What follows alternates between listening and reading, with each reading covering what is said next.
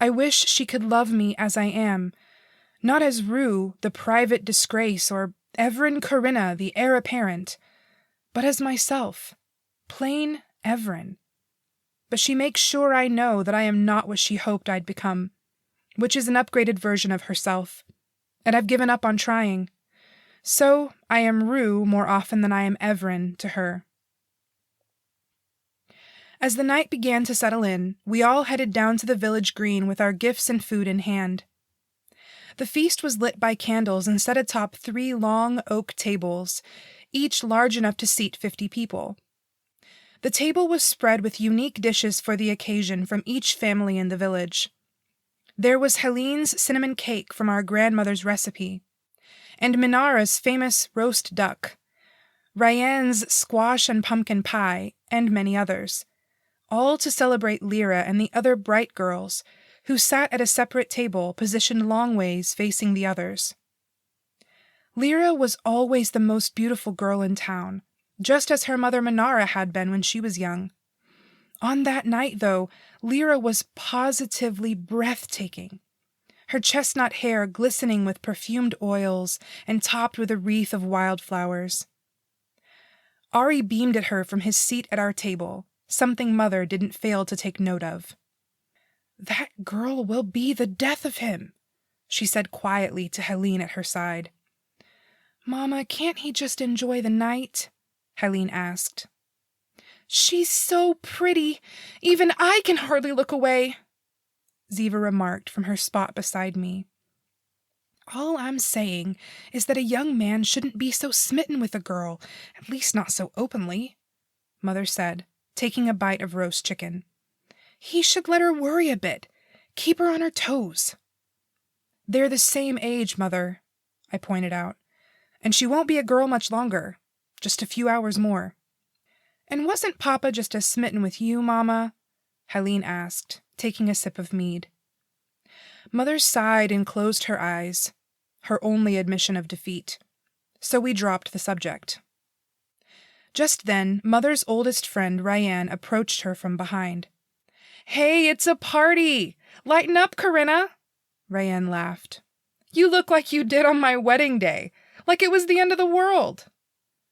Mother eyed her for a moment, before rising and embracing her, and the two went off to gossip with their friends at another table. Ari sat a while longer, watching as Lyra accepted gifts from friends and family throughout the village. Dresses with a more flattering cut than the simpler ones she'd worn as a girl, aromatic oils to keep her skin soft and supple, and jewelry to enhance her beauty. Then he summoned his courage, taking a long drink of strawberry wine and a deep breath. "You can do it, little brother," I smiled, patting him on the back. "Be brave." He gave my shoulder a gentle squeeze before standing up from his seat. As he approached Lyra's table, the smile that spread across her face was unmistakable. It was clear that they are deeply in love.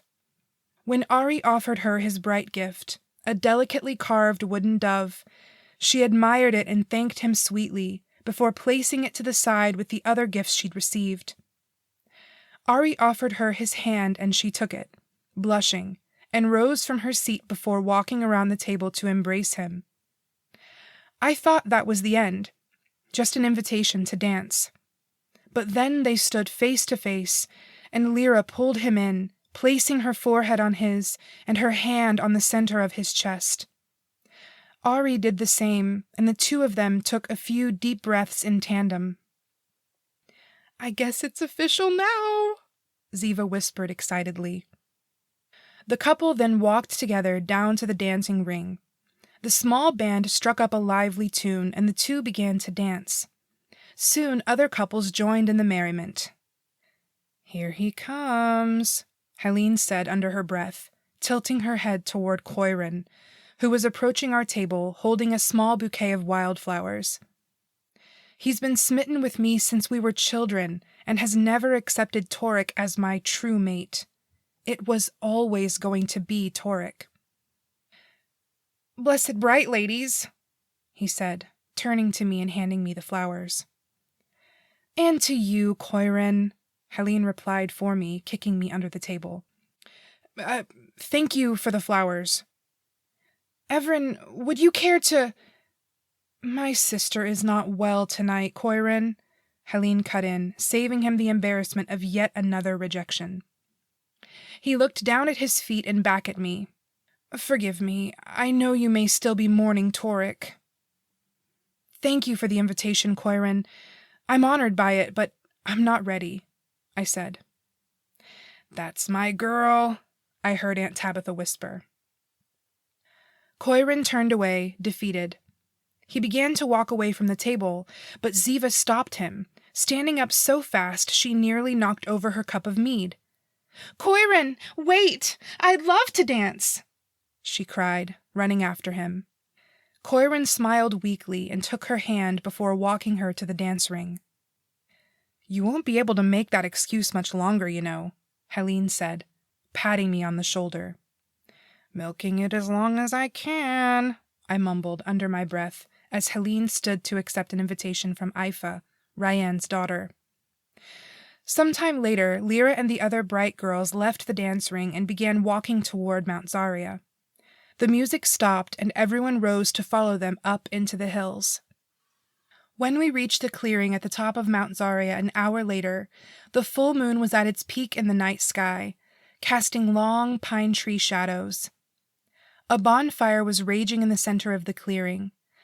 Mother and the other members of the sanctum took their places next to the bonfire, decked out in their bright garments.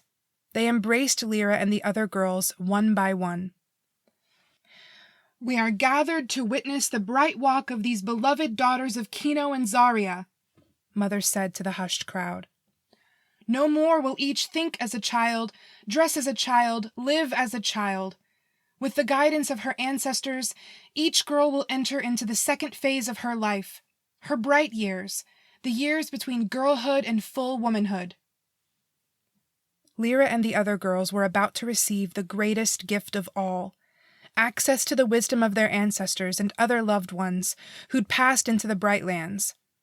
Atop Mount Zaria, only atop Mount Zaria and only during a full moon, Kenozarian women can hear their ancestors whispering to them, guiding them, giving them advice, and helping them make important decisions. All but me and Aunt Tabitha, apparently. Like Tabitha, I didn't have to wait for my bright ceremony, and I don't have to visit the mountain or wait for a full moon to commune with my ancestors. I've been hearing the whispers every day for the 26 years I've been alive. They're my constant companion, and I can hear them everywhere, especially when I'd prefer silence. I hear them best at dawn, as the mist rises from the mountains, or when the young trees lean to and fro with the wind.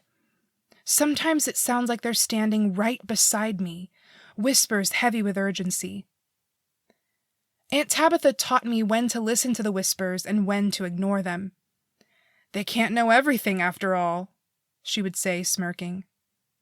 Tabitha taught me, too, about the best herbs for quickening a lover's seed or repelling it, or at least trying to.